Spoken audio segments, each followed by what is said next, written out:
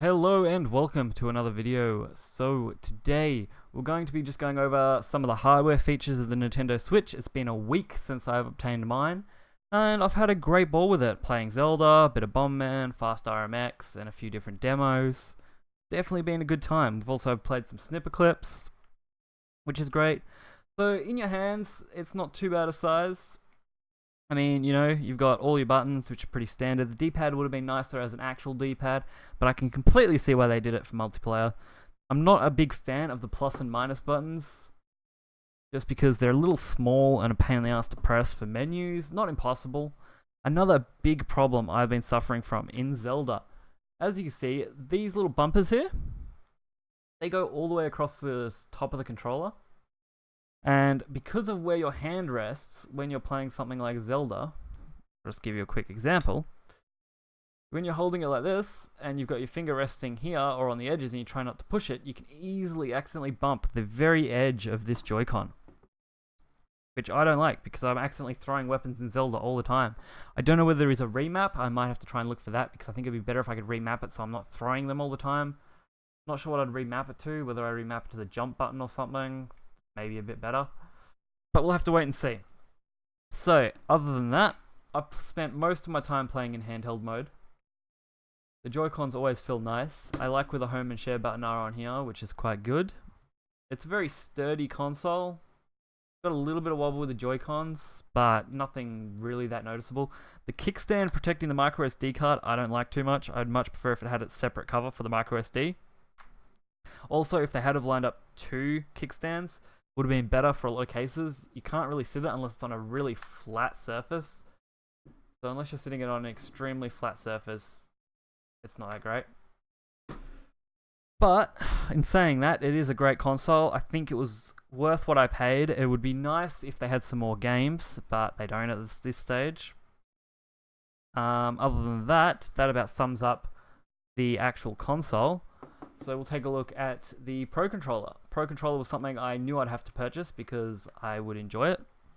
All the buttons are quite nice except for the D-pad. I don't know whether it's just mine or whether it's an issue overall, but mine does have a bit of a click, which I'm sure you guys can't really hear due to the mic stuff, but that's fine.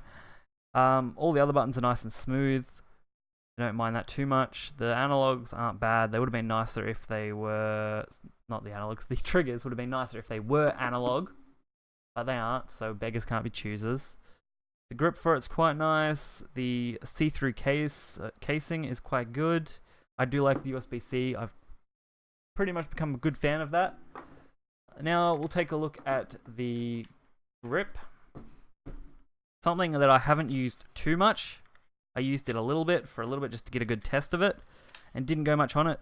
It's a little small for my hands, which I think is a reoccurring problem with this grip. I think the charging grip, which I don't have, is a little bit bigger and might be better, but otherwise I'm sure third parties will come out with something in the future that will take up just that little bit extra space, separate the Joy-Cons a little bit more, and make it a lot better experience.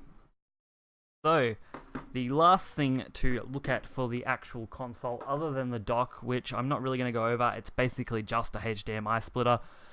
There has been a scratching issue for some people. I haven't, because I've been taking very good care of it and being very careful not to. You could probably easily take the dock apart and put a velvet coating in the middle of it if you wanted to. I've seen a few teardowns and it doesn't look like it's too much effort to do that. But we'll take a look at this. So I've been playing a fair bit of snipper clips at the moment with my partner. We've both been enjoying that a fair bit. And our configuration is to play like this, just because we want to experience what it's like. I personally prefer using this stick, mainly because the stick is further to the side, whereas I get my partner basically to use this one, where the stick is more centered. I don't know if that's a great thing to do for that, but that's what they decided to go with, making it a little more asymmetrical. I suppose if they had it lower, it'd be way too hard to play with, but they could have easily made them even. It's just something that's difficult to get completely right. I can see why they went with what they did. But basically, you've got a little lock on the side. You've got a little, sorry, I've got to make sure I'm in camera view, making that mistake before. You've got a nice little lock on the side here, which means that's not coming off anytime soon. The only thing you've got to remember when taking it off is to unlock it. click the little button on the back and apply a fair bit of force because it doesn't come off that easy. Also, do not, and I repeat, do not try to slide this on backwards because you will get it stuck and risk breaking the product, and you don't want to do that. But that's my main view on the actual hardware itself. I think the Wi-Fi connectivity isn't the best. They really needed a better Wi-Fi antenna in this thing. I don't know what else they could have put in it, but just something better. Like, I could be right next to the router and only getting 2 bars, which is a real problem. But we've got, you know, capacitive touchscreen sort of thing, I think. I'm pretty sure that's what they use. 720p screen, which isn't that bad. I mean, for the little screen, it's quite good. You can always hook it up to the big screen if you want something more higher quality. I've got Zelda, Snipper Clips, Fast RMX, Bomberman, and a couple of tech demo stuff from the Japanese store.